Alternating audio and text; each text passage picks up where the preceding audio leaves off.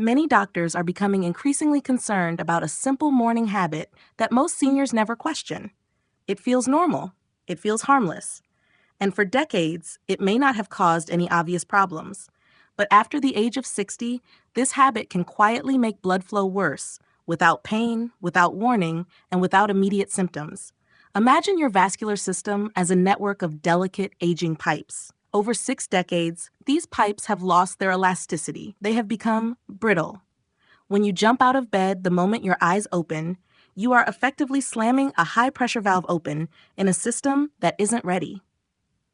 This is not just about feeling tired. This is about a physiological phenomenon that can lead to long-term vascular damage. Before we reveal exactly what this habit is and how it's affecting your longevity, please subscribe to Wellness Roots Journey. We focus on the deep science of senior health for our viewers in the US and Europe. Your support helps us stay independent and evidence-based. Now, let's look at the hidden biological reset that happens every time you wake up. As we age, a process called arterial stiffening becomes our greatest hidden enemy. In our 20s, our arteries are like flexible rubber bands. By our 60s, they become more like wooden pipes. This is crucial because of something called the baroreceptor reflex. This reflex is your body's internal pressure gauge. It tells your heart how hard to pump when you change positions. In seniors, this reflex slows down. When you rush your morning, when you go from lying flat to standing in seconds, your baroreceptors fail to react in time. Your blood pressure drops for a split second, then overcompensates by spiking dangerously high. This is the morning spike. Doctors in London and New York are now seeing a direct correlation between this repeated morning pressure spike and the micro tears in the carotid arteries. These tiny tears are where cholesterol begins to build up. You aren't just rushing to the kitchen. You are physically triggering the mechanisms of atherosclerosis before you've even had a glass of water. There is a hidden hormone storm that happens every morning called the cortisol awakening response. Within 30 minutes of waking, your cortisol levels naturally jump by 50%. This is supposed to give you energy, but when you add the stress of rushing, the mental stress of thinking about bills, chores, or news, you create a hypercortisol state. High cortisol is a powerful vasoconstrictor. It tells your blood vessels to narrow. For a senior with already narrowed vessels, this is a recipe for disaster. It limits the blood flow to the prefrontal cortex, the part of your brain responsible for clarity and decision-making. This is why you feel brain fog in the morning. It's not just age, it's a lack of oxygenated blood caused by a hormonal overload. Furthermore, this stress response triggers the release of glucose into the bloodstream. If you aren't moving gently to use that energy, that sugar sits in your blood, making it even stickier and harder to circulate. Let's talk about something most people ignore: nightly dehydration. During 7 or 8 hours of sleep, you lose a significant amount of water through breathing and skin evaporation. You wake up in a state of relative dehydration. This makes your blood viscosity, its thickness, much higher. Researchers found that seniors who drink coffee before water experience a 15% increase in vascular resistance. Why? Because caffeine is a diuretic. It forces your body to lose even more fluid when it's already at its limit. Imagine trying to pump thick oil through a tiny straw. That is what your heart is doing every morning. This thick blood state increases the risk of tiny clots or microthrombi. These aren't big enough to cause a stroke immediately, but they block the smallest capillaries in your eyes, kidneys, and brain. This is the hidden reason behind aging vision and declining kidney function. The habit of rushing, skipping that first vital glass of water, is like running a car engine without oil. The secret to reversing this damage lies in a nerve you might have never heard of, the vagus nerve. This is the brake pedal of your heart. When you rush, you cut the brake lines. Your heart runs wild and your arteries stay constricted. By practicing a slow start routine, you are manually activating the vagus nerve. Deep diaphragmatic breathing in those first 10 minutes sends a signal to your brainstem: we are safe. Relax the vessels. When the vagus nerve is active, your body produces nitric oxide. This is a miracle molecule. It's a gas that sits in the lining of your arteries and tells them to open wide. In seniors, nitric oxide production is already 50% lower than in youth, Rushing inhibits it even more, but gentle movement, stretching your calves, rotating your shoulders while still in a calm state, stimulates the release of nitric oxide. This is the most powerful medicine your body can produce for circulation. Independence is the greatest asset we have as we age, and independence depends on blood flow. Without it, our muscles weaken, our balance falters, and our minds dim. This one habit, rushing the morning, is the thief of that independence.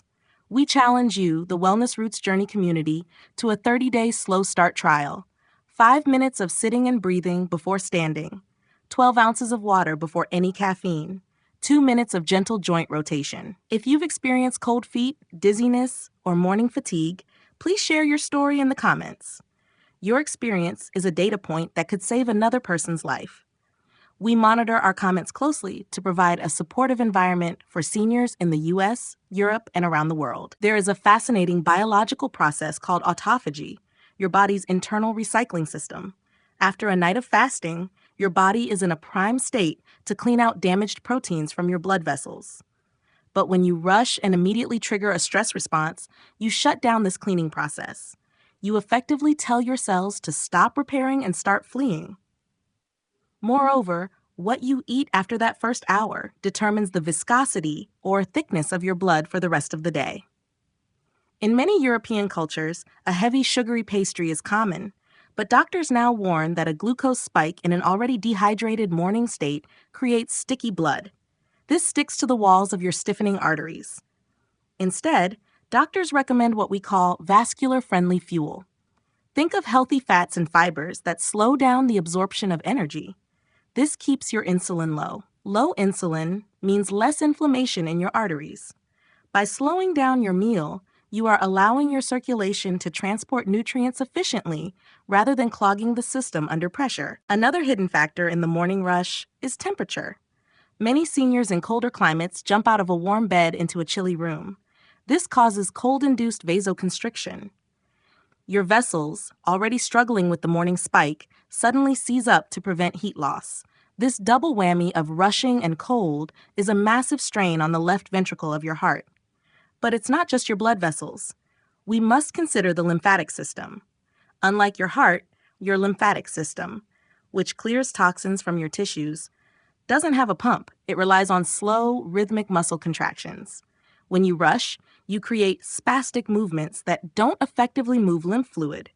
This leads to that feeling of morning puffiness in your face and hands. By practicing 5 minutes of gentle, rhythmic stretching, you prime the pump. You clear the metabolic waste that accumulated overnight, allowing fresh, oxygenated blood to reach your skin and organs. This is why a slow morning actually makes you look and feel younger. Why do we rush even when we don't have to? Psychologists call this time anxiety. As we age, our perception of time changes. We often feel a subconscious pressure to get things done while we still have energy. But this mental urgency is a vascular poison. The brain-heart connection is a two-way street. When your brain feels behind schedule, it sends a signal to the heart to increase the ejection fraction, the force of each beat.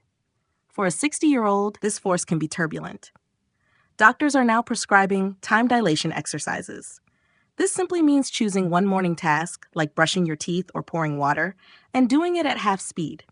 This micro-meditation resets your heart rate variability, HRV. A high HRV is the gold standard for longevity and vascular health. It means your heart is flexible and resilient. You are training your heart to be a long-distance runner rather than a panicked sprinter. As we conclude this in-depth exploration, remember that your blood vessels are the rivers of your life. They carry oxygen for your thoughts, nutrients for your strength, and warmth for your comfort. After 60, these rivers need to be respected. The habit of rushing is a cultural disease, but starting slowly is a biological cure.